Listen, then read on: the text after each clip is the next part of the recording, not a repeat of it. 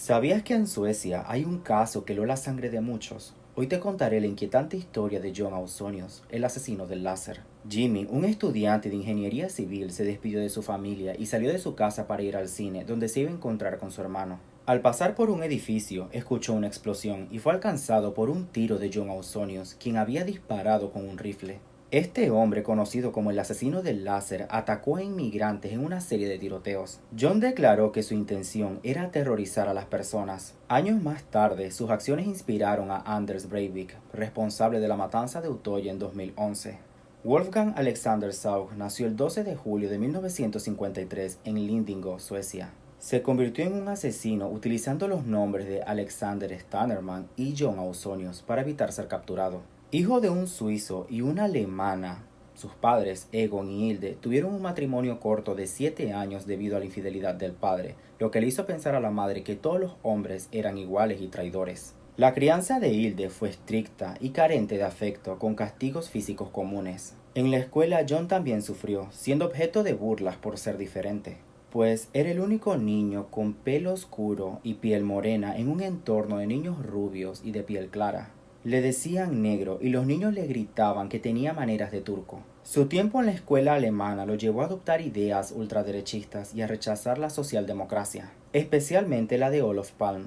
Después de dejar los estudios, trabajó como taxista y operador de cine. En el verano del 78 cambió su nombre a John Wolfgang Alexander Stannerman y empezó a actuar de forma agresiva y maleducada. La muerte de su padre empeoró la situación y finalmente perdió ambos trabajos. John vivió en las calles, durmiendo en soportales y autobuses nocturnos, culpando de su situación a la socialdemocracia. Rechazó la asistencia social y optó por la delincuencia.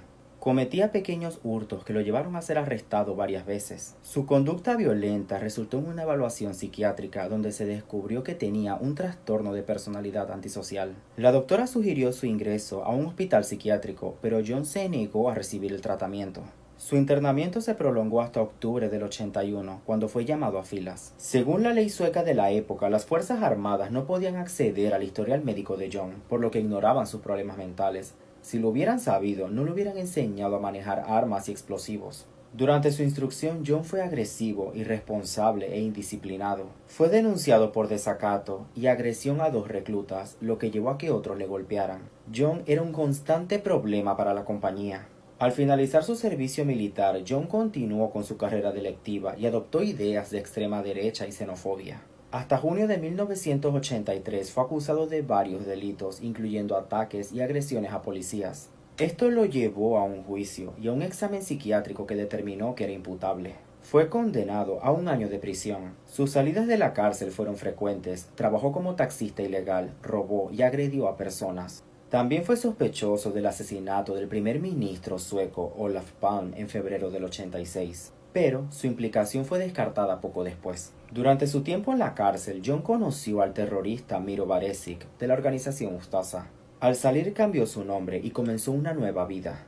John ganaba dinero en el mercado de valores. Se convirtió en un yuppie viviendo en un lujoso apartamento y acumulando cerca de $500,000 de coronas. Sin embargo, en octubre del 89 perdió casi todo su dinero y su casa para sobrevivir. Escaló en su carrera criminal, comenzando a atracar bancos a mano armada. Entre el 25 de septiembre de 1990 y el 25 de julio de 1991, John cometió un atraco cada 4 semanas. John había robado más de 1 millón de coronas. Se obsesionó con lucir como un sueco típico. Se teñía el cabello y usaba lentillas azules. En su vida amorosa, aunque intentó ligar en varias ocasiones, no era popular entre las chicas. Pero una decepción amorosa lo llevó a atacar a inmigrantes con un fusil. La primera víctima fue un estudiante de antropología de 21 años, originario de Eritrea, que fue disparado por la espalda. Testigos reportaron haber visto un círculo de luz roja en su cuerpo antes del disparo. A pesar de las heridas, el joven logró sobrevivir. Sin embargo, Jimmy Rangbar, un estudiante iraní, fue apuntado directamente en la nuca y no sobrevivió. El asesino disparó a Jimmy por casualidad, buscando a alguien que pareciera inmigrante. Jimmy fue la única víctima mortal en Suecia. Desde entonces hirió gravemente a otras personas, incluyendo un indigente griego, un joven chileno y otro inmigrante turco, además de 6 ocasiones más. Después de los ataques, John huyó a Frankfurt, Alemania. En febrero de 1992 tuvo una pelea con Blanca Smigrod, a quien acusó de robarle un dispositivo electrónico.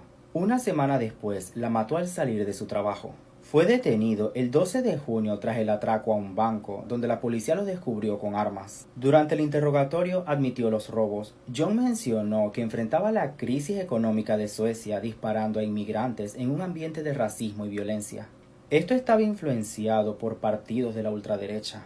Quería que los inmigrantes se sintieran inseguros para que se fueran y consideraba su llegada un error político. Durante el juicio se descubrió que su odio hacia los inmigrantes provenía de su infancia traumática. El joven era excluido y se sentía diferente.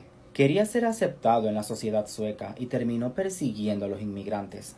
Fue condenado a cadena perpetua y enviado a prisión, donde intentó fugarse pronto. En 2012 fue trasladado a otra prisión y en 2016 fue extraído a Alemania por el asesinato de Blanca, una sobreviviente del Holocausto. En la vista judicial, los fiscales dijeron que varios testigos mencionaron haber visto a este hombre discutir con Blanca y que prometía vengarse. Días después, la víctima fue hallada muerta por un disparo, con la misma arma que usaba en los robos en Suecia. El veredicto fue cadena perpetua, y en enero de 2019 el asesino volvió a prisión en Suecia. Los asaltos xenófobos del asesino del láser inspiraron a otros extremistas de derecha como Anders Breivik, quien en 2011 realizó la masacre en Utoya. Al igual que Breivik, John sentía un deber moral de disparar. John fue uno de los primeros en llevar a cabo ataques terroristas xenófobos para causar miedo y caos por motivos políticos.